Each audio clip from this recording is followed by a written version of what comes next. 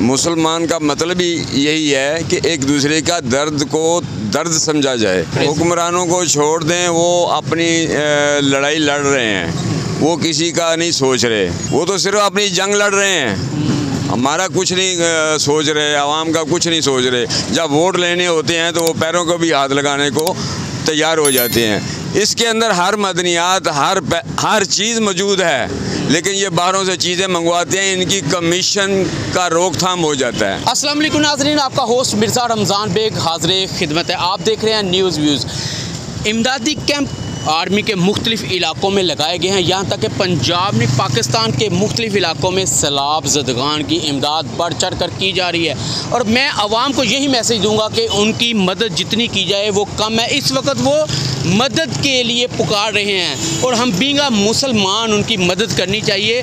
मैं इस वक्त लाहौर कैंट जो सदर का इलाका, यहाँ पे आप मेरे कब में भी देख सकते हैं कि आर्मी का कैंप लगाया गया है और बढ़ चढ़ के लोग यहाँ पे अपना हिस्सा डाल रहे हैं। कोई आटे का तोड़ा लेके आ रहा है, कोई घी लेके आ रहा है, कोई दालें लेके आ रहा है, कुछ कैश दे रहा है, कोई डबल रोटी दे रहा है। मुख्तलिफ़ अशिया यहाँ पर जमा करवाई जा रही हैं जो सैलाब मुतासरीन के लिए भिजवाई जाएंगी। चले उनकी कुछ तो मुश्किलात कम होगी, जो बेचारे खुले आसमान तले बेयारो मददगार अपनी मदद को पुकार रहे हैं। आर्मी बढ़ चढ़ के वहाँ पे बाकायदा तौर पर इमदाद भिजा रही है और उनकी मदद कर रही है। हम सदर बाज़ार में एक बुज़ुर्ग जो बाकायदा तौर पे कुर्सियाँ बाकायदा बनाते हैं, उनके पास जाते हैं और उनसे पूछते हैं कि ये सैलाब मुतासरीन के हवाले से क्या कहेंगे। अच्छा, अस्सलाम वालेकुम जी, क्या नाम है बुज़ुर्ग? मेरा नाम मुनीर है। मुनीर साहब, जिस तरह सैलाब मुतासरीन परेशान हैं, घर उनके चले गए, फसलें तबाह हो गई, जानवर उनके मर गए, वो इस टाइम बेयारो मददगार हैं, तो अब बीइंग मुसलमान हमें उनकी हेल्प करनी चाहिए। ज़रूरत से ज़्यादा करनी चाहिए, वो उनका नुकसान नहीं है। अगर इंसान है तो अपना नुकसान समझे और सर तोड़ उनकी हेल्प करनी चाहिए। जितना हो सके बढ़ चढ़ के हिस्सा लेना चाहिए इसमें। मुसलमान का मतलब ही यही है कि एक दूसरे का दर्द को दर्द समझा जाए।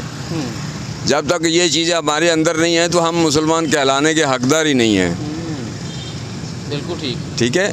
और वो हमारे भाई हैं जिनका ये नुकसान हुआ है या फसलें तबाह हो गई हैं, वो हमारा नुकसान है। हमारे लिए वो खेती बाड़ी करते थे, हमारे जानवर मवेशी जो ख़राब हो गए हैं, जाने कीमती जो ज़्यादा नुकसान है कीमती जानों का है। जब तक हम उनका एहसास नहीं पैदा करेंगे, उनको हौसला कैसे मिलेगा? बिल्कुल सही है। अच्छा बुजुर्गों, ये बताएं कि वहाँ पे इतने ज़्यादा बड़े बड़े मकान, वो भी उस सैलाब में जद में आ गए, जानवर भी चले गए।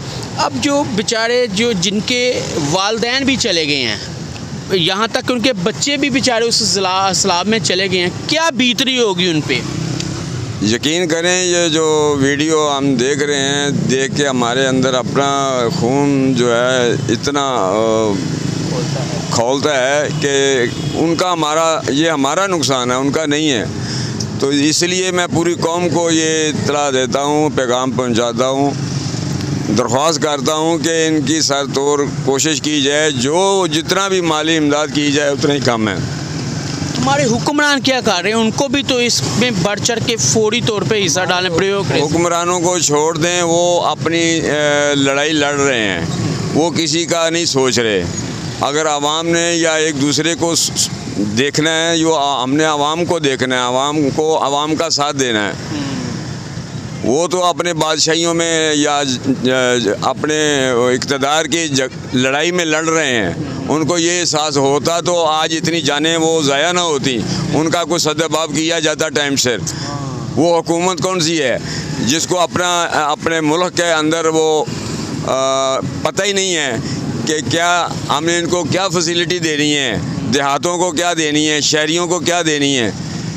वो तो सिर्फ अपनी जंग लड़ रहे हैं, हमारा कुछ नहीं सोच रहे, आवाम का कुछ नहीं सोच रहे। जब वोट लेने होते हैं तो वो पैरों को भी हाथ लगाने को तैयार हो जाते हैं। जब वो इक़्तिदार में आ जाते हैं, हर आदमी यही कहता है कि यार हम आपका काम करेंगे। काम ये हो रहा है कि हम यारो मददगार, वो खुले आसमान के नीचे हम बैठे हुए हैं, कोई वहाँ खाना पहुँचाने के लिए रवा नहीं है, लोग परेशान हैं, दवाइयाँ तक नहीं है, बीमार पड़े हुए हैं। हाँ जी, बिल्कुल ऐसे ही है कि जैसे कि बीमारी का खदशा हो रहा है।